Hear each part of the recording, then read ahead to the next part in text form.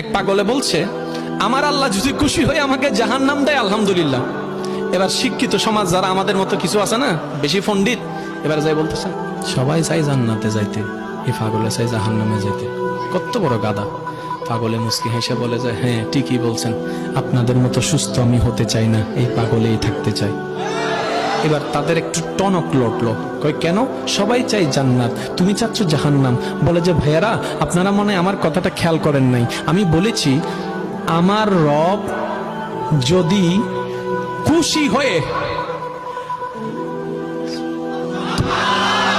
আমার রব যদি খুশি হয়ে আমাকে জাহান্নাম দেয়, আমি সেটাও নিতে রাজি।